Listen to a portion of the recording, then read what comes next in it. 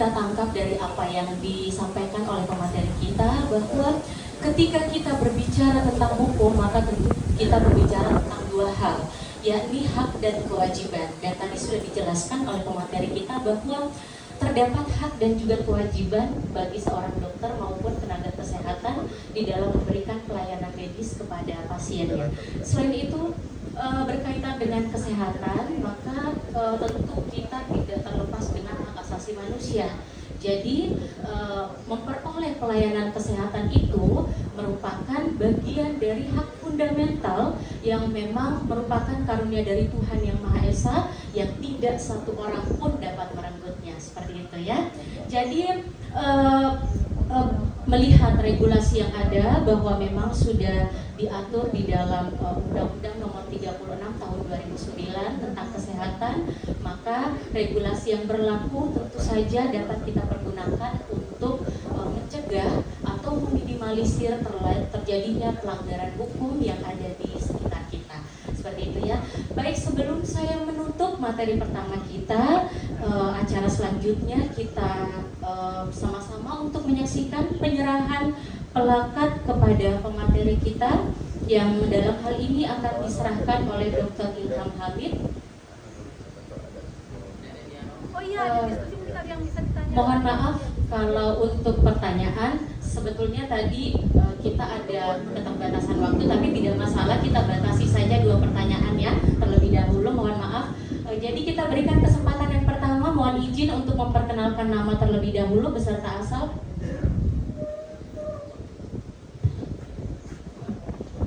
Cik.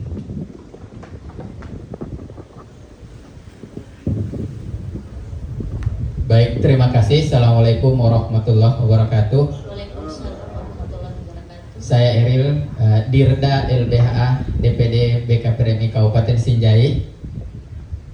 Ingin menanyakan beberapa hal. Jadi singkat saja. Jadi di sini saya akan mempertanyakan 3 poin berdasarkan apa yang sudah dipaparkan oleh narasumber.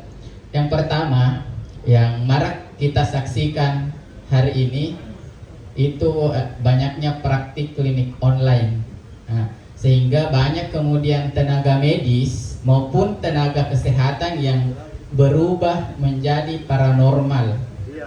Ya, karena bagaimana mungkin kita hanya mendaftar registrasi via online, kemudian kita chat, kemudian kita dikonsulkan. Sementara saja kalau menurut keterangan Ibu Amel, itu di CT scan saja atau memeriksakan diri saja langsung ke dokter itu bisa salah. Tadi ada hanya sakit mah, sampai di CT scan dikira kanker dan sebagainya. Sehingga ini yang kemudian membuat tugas baru sebenarnya terhadap penegak hukum, utamanya kita yang mengetahui regulasinya. Sebenarnya apa tindakan kita yang mengetahui bahwa, atau apakah memang sudah ada regulasi dari Kementerian Kesehatan yang mengatur tentang klinik online dan seperti apa standarnya, seperti apa yang bisa dilakukan kalau ada yang melakukan itu. Ada batasannya saya kira. Kemudian yang kedua, di pasal 51 Undang-Undang tentang praktik kedokteran, di sana dikatakan bahwa harus ada SOP. Dokter atau tenaga medis harus melakukan pelayanan sesuai dengan SOP yang telah diterapkan. Sementara hari ini tidak ada SOP yang resmi turun dari Kementerian Kesehatan. Sehingga ini memang jadi kejanggalan. Saya punya pengalaman begini. Ada kesalahan penanganan dan kami meminta bahwa aturannya seperti apa, karena semestinya memang di ruang-ruang rumah sakit, ruang perawatan dan ruang pelayanan tenaga kesehatan itu ada SOP. Sehingga kalau kita misalnya keluhannya ini, kita taunya oh kita mulainya dari sini. SOP itu kan mulai dari awal sampai tindakan terakhir di situ dijelaskan. Nah, sementara kalau ada kesalahan tidak usah panjang, sama seperti yang dicontohkan tadi Ibu yang hanya sakit mah kemudian di CT scan dan sebagainya.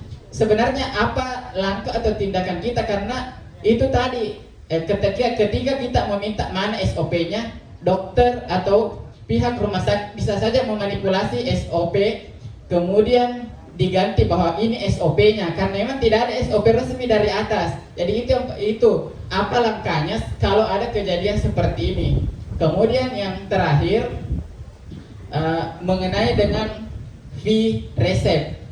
Nah, di klinik-klinik saya juga pernah ditanya sama seorang teman saya yang kerja di klinik, salah satu klinik di Makassar, salah satu klinik besar.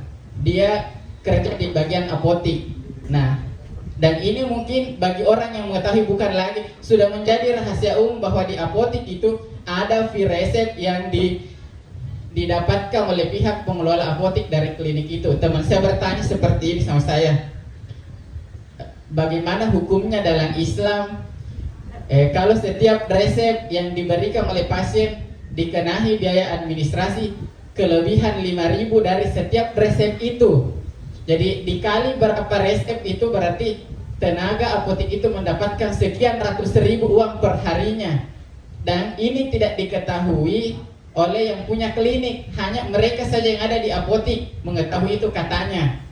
Nah, sehingga yang jadi pertanyaan, ketika kita ingin melakukan tindakan hukum, kita melapor yang punya klinik atau melapor si pelaku saja? Karena buktinya kalau kita melihat yang punya klinik ini tidak melakukan controlling kepada tenaga kesehatannya. Terima kasih. Assalamualaikum warahmatullahi wabarakatuh. Waalaikumsalam warahmatullahi wabarakatuh. Terima kasih banyak atas pertanyaannya, dan tentu saja sangat menarik ya. Jadi satu orang sudah 3 pertanyaan. Jadi untuk penanya selanjutnya mohon izin untuk 1 pertanyaan saja seperti itu Pak ya. Silakan, nama dan asal minta tolong untuk disebutkan terlebih dahulu. Terima kasih. Terima kasih. Assalamualaikum warahmatullahi wabarakatuh. Saya Abu Bakar Halim dari DPD BKPRD Kabupaten Jeneponto. Sebenarnya sih ada beberapa hal yang ingin saya tanyakan, cuman tadi dibatasi oleh moderator, dan terima kasih untuk pembatasan itu karena saya langsung saja. Saya tertarik dengan bahasa dari pemaparan tadi tentang bahasa yang sering ada di dunia advokat. Bagaimana tadi bahasanya Bu? Yang melayani yang bayar gimana ya? Melayani yang bayar ya? Kami bela yang bayar. Ya khawatir di dunia medis, di dunia kesehatan bahasanya juga begitu. Kami obati yang bayar. Khawatir bahasa itu juga muncul karena advokat sama tenaga kesehatan ini ya sama-sama nggak mau ngaku kalau mereka lagi berbisnis. Khawatir bahasanya sama. Kalau advokat bilang kami bela yang bayar, jangan-jangan juga dokter bilang kami obati yang bayar. Ya terbuktikan di beberapa kesempatan, mohon maaf, BPJS kalau kau ndak lunasi tunggakanmu, ndak ada pelayanan. Khususnya di BPJS Mandiri ya. Kalau tunggak kamu ndak selesai, kalau denda tunggak kamu ndak selesai, ndak ada pelayanan. Ya khawatir hal itu kemudian menjadi nyata dan bukan sebatas ekspektasi. Terus kemudian ketika kemudian ini menjadi wilayah kita bicara yang paralegal, bisa nggak kita masuk ke wilayah itu? Terima kasih. Assalamualaikum warahmatullahi wabarakatuh. Waalaikumsalam warahmatullahi wabarakatuh. Kami ucapkan terima kasih kepada seluruh penanya, dan langsung saja untuk ditanggapi oleh pemateri kita. Ini Bu, ada pertanyaan pertama kita mengenai praktik klinik online, kemudian SOP prakteknya, dan biaya administrasi nih Bu ketika memberikan resep seperti itu ya. Oke, baik, langsung saja. Ya, terima kasih teman-teman yang sudah bertanya. Saya duduk aja deh, kayak nggak kalau duduk. Ya, jadi tadi tentang klinik yang online ya. Jadi memang belum kalau secara undang-undang sih dia belum ada yang mengatur tentang klinik online ini ya. Ini muncul banyak itu setelah masa COVID ini kan, yang kita nggak boleh interaksi langsung untuk mencegah meminimalisir terjadinya penularan COVID itu. Jadi kalau untuk kalau untuk menindak si klinik online, sebetulnya gini, kita kan di sini sedang bicara tentang hukum ya, seputaran hukum, pelanggaran hukum. Jadi baik itu tentang klinik online tadi maupun tentang SOP, yang kedua tadi SOP ya, yang dipertanyakan SOP maupun yang di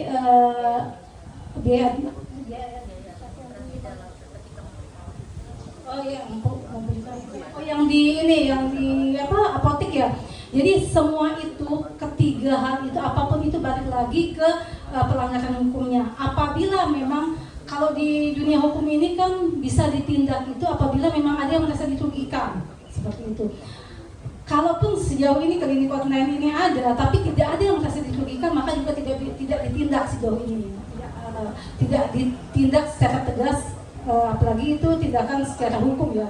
Tapi kalau misalkan memang ada yang dirugikan, seperti contoh tadi dia mengeluh apa, diagnosa apa, dikasih obat apa. Nah, jadi yang diperiksa aja, seperti yang tadi itu kan diperiksa langsung aja bisa ternyata salah, bisa mempraktek, apalagi ini hanya online. Jadi kalau memang di situ ternyata ada yang dirugikan, maka kita bisa menuntutnya secara hukum.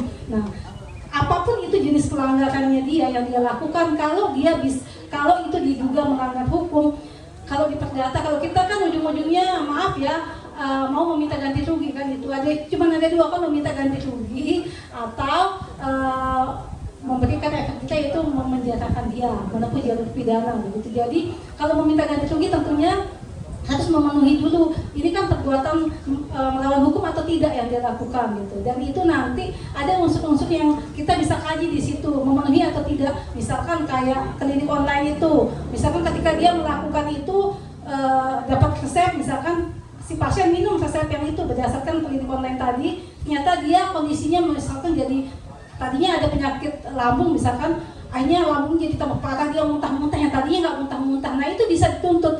Berarti itu ada kerugian dong yang ditimbulkan. Nah nanti kan ditarik lagi tuh hubungan kausalnya apa kalau itu perbuatan melawan hukum gitu kan. Tapi nanti itu akan dijelaskan lebih lanjut di hukum perdata. Next itu ada yang lebih berwenang menjelaskan itu. Tapi nanti ini yang harus teman-teman hafal dan ingat betul adalah unsur-unsur yang nanti akan dijelaskan dalam pelanggaran hukum perdata PMH tersebut. Jadi kalau itu sudah merasa terpenuhi gitu, kita minum obat itu selanjutnya kita merasa sakit, nah itu bisa dituntut, bisa diproses secara hukum seperti itu. Tapi kalau tadi yang bilang di apotek misalkan bisa dituntut atau tidak, atau siapa yang dilaporkan, jadi yang bisa dilaporkan itu semua yang di situ yang terkait dengan apotek tersebut, mulai dari yang di bagian depan yang menjualnya itu, apotekernya, sama pemiliknya juga bisa. Jadi karena kalau mau menuntut kan intinya ganti rugi, intinya dokter tidak tahu ini kita ujung-ujungnya minta duit aja ganti rugi, tapi itu kan haknya kita. Kalau kita nggak nuntut enak di dia dong gitu kan. Jadi semua harus dituntut, semua harus dimasukin nanti dalam gugatan itu. Karena kalau satu saja, meskipun si pemilik tadi kan nggak tahu menahu kata beliau ini kan, walaupun dia nggak tahu menahu dalam gugatan itu tetap namanya dia harus dimasukkan di situ sebagai turut gugat lah, apalah gitu, nanti tergantung kajiannya. Karena kalau tidak dimasukin itu nanti bisa fatal juga, bisa ditolak juga nanti gugatannya seperti itu. Jadi harus masuk semua Pak ya. Oke itu. Selanjutnya kan Pak Ustadz. Iya betul itu. Jadi itu udah memang udah jadi rahasia umum lah. Jadi kalau yang pakai BPJS ya seperti saya tadi, karena saya pakai BPJS saja makanya di situ. Cuma kalau saya pakai umum nggak mungkin saya dimasukkan di kelas 3 gitu kan. Karena kita pakai BPJS dan itu sudah hampir di semua wilayah, semua daerah sama rumah sakit seperti itu. Jadi ketika kita pakai BPJS memang selalu bilang kamar full lah, ini full lah, apalah. Tapi begitu pakai umum dan mau bayar pasti ada kamarnya, pasti seperti itu. Tapi makanya jangan lebih dulu menggunakan BPJS dulu. Kalau kita udah menggunakan BPJS bilang full terus bilang ya udah saya pakai umum aja, terus tiba-tiba ada, dia nggak mungkin mau bilang ada, karena ngerasa diri dijebak. Pasti kayak gitu, dia nggak akan mau. Biasa seperti itu, dan itu udah banyak pengalaman memang seperti itu Pak. Betul lah, tapi dokter tuh nggak mau dikatakan dia bisnis, tapi faktanya memang begitu. Ya, memang seperti itu faktanya Pak. Ya sebagai pakar legal bisa tidak katanya. Pokoknya sepanjang ada yang dirugikan dengan tindakan dia itu bisa saya bilang. Makanya nanti ketika penjelasan nanti perdata ya, itu diingat saja unsur-unsurnya apa saja yang melawan hukum itu. Kalau memenuhi unsur itu, maka bisa kita tuntut begitu. Ya, tapi gini teman-teman, kalau mungkin ini kan waktu terbatas ya, kalau ada yang mau didiskusikan lebih lanjut, nanti kita bisa ngobrol di belakang. Tapi jangan empat mata juga, nanti yang ketiga nih ada setan datangnya kan bahaya gitu. Ya, kita mau santai aja ya, mungkin sekian. Oh iya, boleh. Satu lagi Pak ya, terakhir mohon maaf sekali karena mengingat keterbatasan waktu yang kita miliki. Baik, silakan Pak disebutkan nama beserta asal. Ya, saya Muhammad Sulkarnawi dari DPW BKP Remi Sulsel, Bu. Saya mau tahu saja, selama Ibu menangani kasus, BOP tertinggi yang Ibu dapat berapa itu? Siapa tahu ada teman yang berminat untuk menggeluti bidang itu. Makasih Bu. Sama-sama sekali. Beliau ini saya